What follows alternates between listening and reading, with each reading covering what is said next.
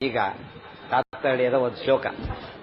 ನಾರಾಯಣಾಯ ಪರಿಪೂರ್ಣ ಗುಣಾರ್ಣವಾಯ ವಿಶ್ವೋದಯಸ್ಥಿತಿಲಯೋನ್ನಿಯತಿಪ್ರದಾಯ ಜ್ಞಾನಪ್ರದಾಯ ವಿಬುಧಾಸುರಸೌಖ್ಯ ದುಃಖ ಸತ್ಕಾರಣಾಯ ವಿತತಾಯ ನಮೋ ನಮಸ್ತೆ.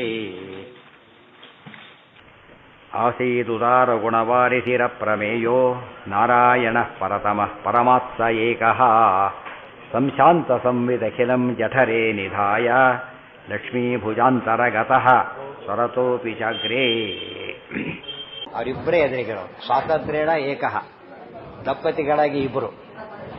ಅಲ್ಲಿರತಕ್ಕಂಥ ಎಲ್ಲರೂ ಕೂಡ ಹೊಟ್ಟೆಯೊಳಗಿದ್ದಾರೆ. ಹೊರಗಿದೆ ಹೊರಗೇನೇನೂ ಇಲ್ಲ. ಆಕಾಶ ಕಾಲ ಅದೆಲ್ಲ ಮಹಾಲಕ್ಷ್ಮಿ ಅಭಿಮಾನಿ ದೇವತೆ ಅದು. ಆದ್ದರಿಂದ ಉಳಿದವರೆಲ್ಲ ಬ್ರಹ್ಮಾದಿ ದೇವತೆಗಳು ಮುಕ್ತರು ಎಲ್ಲ ಹೊಟ್ಟೆಯೊಳಗೆ ಹೋಗುತ್ತಿದ್ದೇವೆ. ಕಾಲಕ್ಕೂ ಅವರು ಮುಖ್ಯ ಕಾಲಕ್ಕೆ ಅವರೇ ಅಭಿಮಾನಿ ದೇವತೆ. ಮುಖ್ಯಾಭಿಮಾನಿ ನಾರಾಯಣ ಸ್ವಾಮಿ ಅವರ ಅಭಿಮಾನಿ. ಯಾವುದೇ ತಗೊಂಡ್ರು ಇಬ್ರು ಕಾಮನ್, ಅದು ಬಿಡಾಗಿಲ್ವೇ ಇಲ್ಲ. ಉಳಿದರೆ ಅಂದರೆ ಸೆಕೆಂಡರಿ ಅಷ್ಟೇ.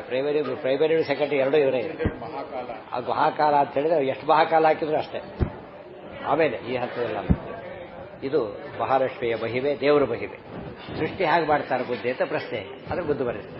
ಸೃಷ್ಟಿಯಿಂದ ಪ್ರಾರಂಭ ಮಾಡಿ ಪುನಃ ಪ್ರಳಯದವರೆಗೂ ವಾಪಸ್ ಹೋಗ್ತಾರೆ. ಅಲ್ಲಿಂದ ಅಲ್ಲಿವರೆಗೂ ತಾತ್ಪರ್ಯ ನಡೆಯೋದ ಮೊದಲನೇ ಶ್ಲೋಕದಲ್ಲಿ ಮಂಗಲಾಚರಣೆ ಮಾಡಿ ಸೃಷ್ಟಿ ಪ್ರಾರಂಭ ಮಾಡಿದರೆ ಮನೆ ಮುಕ್ತಾಯ ಮಾಡಬೇಕಾದ್ರೆ ಪ್ರಳಯ ವಾಪಸ್ಸಿನ ಹೋಗೋರಿಗೆ ಹೇಳಿ ಮುಕ್ತಾಯ ಮಾಡ್ತಾರೆ.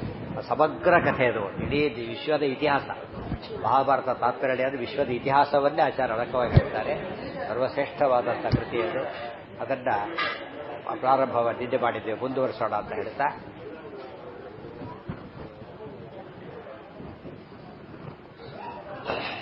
ಶ್ರೀಪಾದಂಗಳವರು ತಮ್ಮ ನೂರಾರು ಕೆಲಸಗಳ ಮಧ್ಯೆ ಕೂಡ ಬೇರೆಯವರು ಹೊರಟಿದ್ದಾರೆ. ಅವರತ್ತೀಗ ಮಾಡಿಕೊಂಡು ಇಲ್ಲಿಗೆ ಆಗಮಿಸಿ ಭಗವಂತನಿಗೆ ಸಮರ್ಪಣೆ ಮಾಡ್ತಾ ಇದ್ದಾರೆ. ನಮ್ಮ ಪುಣ್ಯ ಅದು ಒಂದು. ಅದು ಅರ್ಪಣೆಯೇ ಪುಣ್ಯ. ಪರಮಪೂಜ್ಯ ಶ್ರೀಪಾದಂಗಳವರಿಂದ ಅರ್ಪಿತವಾಗಿ ಹೇಳಿದರೆ ನಿಜವಾಗಲೂ ಕರ್ಮ ನಿರ್ಣಯ ಸಾರ್ಥಕವಾಯಿತು ಅಂತ ಅರ್ಥ. ಪರಮಪೂಜ್ಯ ಶ್ರೀಪಾದಂಗಳವರು ಈಗ ಅನುಗ್ರಹವಚನ ನೀಡಬೇಕು ಅಂತ ಹೇಳಿ ಪ್ರಾರ್ಥನೆ ಮಾಡಿ. ಈಗ